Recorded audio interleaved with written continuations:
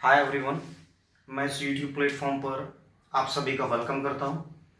हमारे इस चैनल में आप देखेंगे, अगर आप किसी भी कॉम्पिटिटिव एग्ज़ाम की प्रिपरेशन कर रहे हो, चाहे वो नीट हो, जेडब्ल्यू हो, यूपीएससी हो या कोई भी कॉम्पिटिटिव एग्ज़ाम हो, उन सभी की लेक्चर सीरीज़ आपको इस प्लेटफॉर्म पर देखने को मिलेगी, जो कि हम यहाँ से स्टार्ट करने जा रहे हैं। ठीक है, लेकिन ये सारी लेक्चर सीरीज होंगी एक नए अंदाज में, एक न्यू टेक्निक के साथ, जिससे आपको मेमोराइज करने में डिफिकल्टी नहीं होगी और लेक्चर्स देखने में भी इंटरेस्ट बना रहेगा। इसी के लिए एग्जाम्पल के तौर पर हम आज देखते हैं हिस्ट्री का एक इंट्रोडक्शन। हिस्ट्री की आज से फाउंडेशन सीरीज या फिर लेक्चर सीरीज हम स्टार्ट करते हैं। ठीक है, तो इसके अंदर हम हिस्ट्री का एक एंशिएंट हिस्ट्री का छोटा सा पार्ट देखेंगे, इंट्रोडक्शन देखेंगे, जो कि एक नए अंदाज में होगा, स्टोरी के वे में।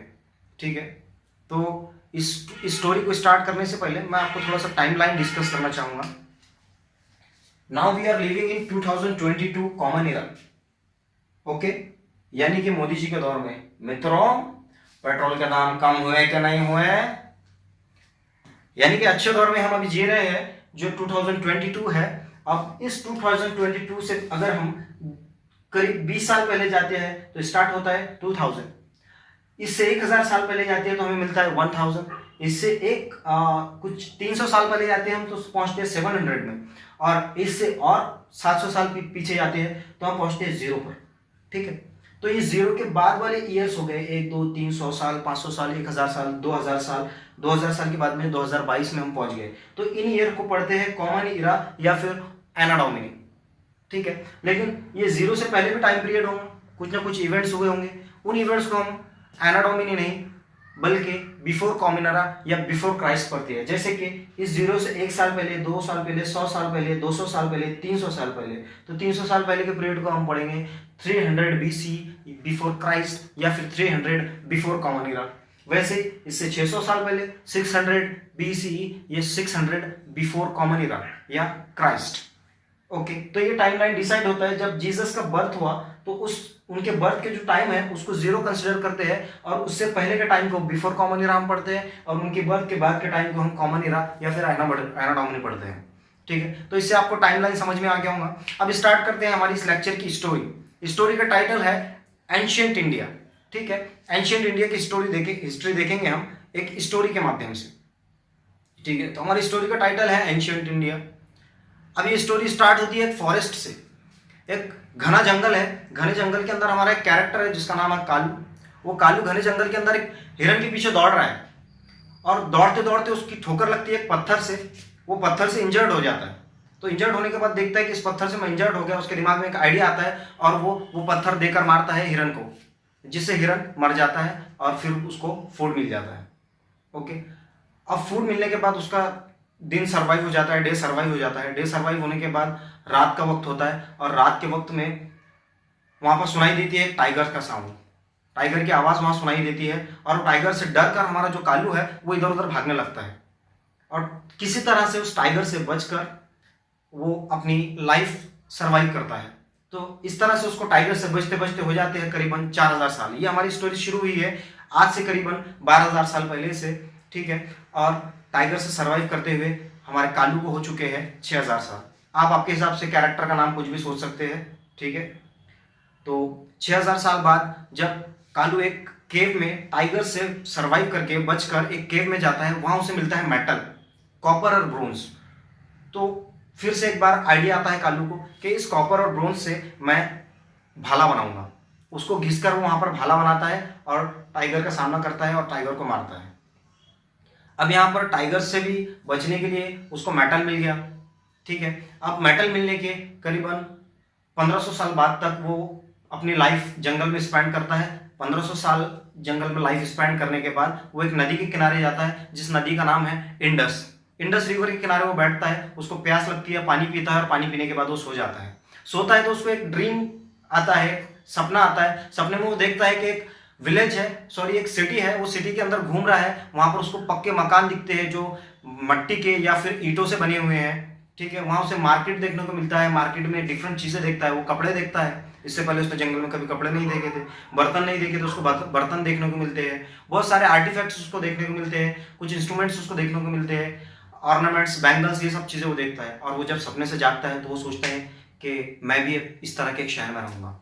वो एक शहर उस नदी के किनारे, उस इंडस रिवर के पास वो एक शहर बसाना शुरू कर देता है। शहर में घर बनाते हैं, बहुत सारे लोग मिलकर वहाँ पर घर बनाते हैं, घरों में रहते हैं, कंफर्ट जोन में रहते हैं, कपड़े पहनते हैं, ऑर्नामेंट्स पहनते हैं, मार्केट में घूमते हैं और अपने फूड को प्रिजर्व करने के लिए वो बर्तन बनाते हैं।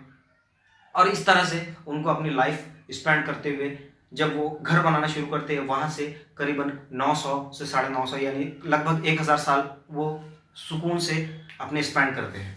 1000 साल स्पेंड करने के बाद अचानक होता है ये कि एक तूफान आता है, एक सैलाब आता है, और सैलाब में जो उनका शहर वो बनाते हैं वो सारा शहर बहकर चला जाता है। और वो शहर बहने के बाद सारे लोग उसमें मर जाते हैं और हमारा स्टोरी का जो कैरेक्टर है कालू, वो भी उस सैलाब में मर जाता है। लेकिन हमारी स्टोरी अभी यहाँ खत्म नहीं हुई, स्टोरी टू बी कंटिन्यू। इस सैलाब के जाने के लगभग 150 से 200 साल बाद कुछ लोग सेंट्रल एशिया की तरफ से, यानी हमारा ये भारत का नक्शा है, आप समझ सकते हैं सेंट्रल एशिया है, लगभग कुछ यहाँ पर होगा। सेंट्रल एशिया की तरफ से कुछ लोग दौड़ते हुए, कुछ लोग घोड़े के ऊपर सवार तेजी से घोड़े दौड़ रहे हैं और वो घोड़े हिंदुस्तान की तरफ आ रहे हैं। और हिंदुस्तान में पंजाब की नदी के किनारे आकर उनके घोड़े रुक जाते हैं। और घोड़े रुकने के बाद उनका एक राजा उनके घोड़े पर से उतरता है और संस्कृत में कुछ उनसे बात करता है। अब उनकी भाषा, उस वक्त संस्कृत हमें समझ में नहीं आती थी, लेकिन उनकी भाषा में जो संस्कृत में कहता है कि इस धरती पर पानी बहुत है, यहाँ नदियाँ बहुत है, यहाँ पानी बहुत है, तो अब हम यहीं पर रहेंगे, यहीं पर अपनी जिंदगी गुजारेंगे और इस जगह को हम नाम देते हैं भारत। और वो उस जगह पर अपनी लाइफ स्पेंड करना शुरू कर देते हैं। और फिर आगे वो संस्कृत लिखने में माहिर होते हैं, तो संस्कृत में अपने धार्मिक बुक्स वो लिखना शुरू कर देते हैं, 4 धर्मों की किताबें वहाँ पर लिखते हैं। और इस तरह से सब अच्छा चल रहा होता है। तो करीबन फिर से 900 साल बाद, 800-900 साल बाद, यानी कि 600 ईसा पूर्व में हम पहुँचते हैं। 600 ईसा पूर्व के आते आते लोगों में, जब अब इंसान जंगल में नहीं रह रहा है, एक शहर में रह रहा है, ठीक है, एक सेटल जिंदगी गुजार रहा है, तो अब उसे एनिमल से डर नहीं है, लेकिन एनिमल्स के अलावा उसे इंसानों से डर लगना शुरू हो चुका है, क्योंकि इंसान खुद आपस में एक दूसरे के साथ भेदभाव कर रहे हैं। यहाँ पे शुरू होता है कास्ट सिस्टम, और इस भेदभाव को खत्म करने के लिए दुनिया में पैदाइश होती है एक बहुत बड़े मसीहा की, महात्मा की। अब वो महात्मा इस भेदभाव को धरती से खत्म करता है, और भेदभाव खत्म करने के बाद धरती पर शांति आ जाती है, और शांति के बाद वो महात्मा चले जाते हैं। और उन महात्मा की जाते ही एंट्री होती है हमारी कहानी में शाहरुख खान की। अभी शाहरुख खान कौन है मैं आपको आगे एक्सप्लेन करूंगा। तो शाहरुख खान की एंट्री होती है। शाहरुख खान एक बहुत बड़ी सल्तनत के राजा है, ठीक है। उनके जो फादर है, फादर बिंदुसारा से उनको ये, आप समझ गए होंगे अब मैं किसकी बात कर रहा हूँ। तो बिंदुसारा से उनको ये राज मिलता है, और वो बहुत गुस्सैल राजा होते हैं। और वो कालिंग के उनकी दूसरी एक स्टेट होती है, तो उस स्टेट के राजा को वो पैगाम भेजते हैं कि तुम मेरी अधीनता स्वीकार कर लो, मेरे अंडर आ जाओ, या फिर मैं तुम पर आक्रमण करूंगा, इन्वेजन करूंगा।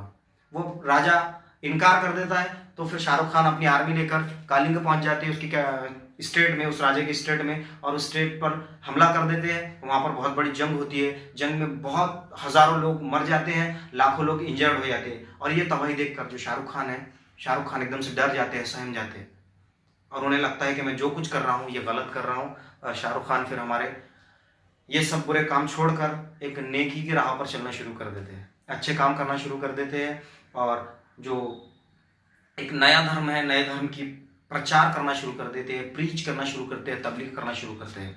और कुछ टाइम बाद फिर हमारे शाहरुख खान की भी डेथ हो जाती है। और धीरे धीरे जो हमारा हिंदुस्तान है, हिंदुस्तान पे हमारे शाहरुख खान, पहले ऐसे हम शासक होते हैं, राजा होते हैं जो पूरे हिंदुस्तान के ऊपर राज करते हैं, और उनके बाद फिर जितने भी एम्परर आते हैं, हिंदुस्तान छोटे छोटे टुकड़ों में बढ़ जाता है, और यहाँ पर हमारा एंशियंट हिस्ट्री खत्म हो जाता है।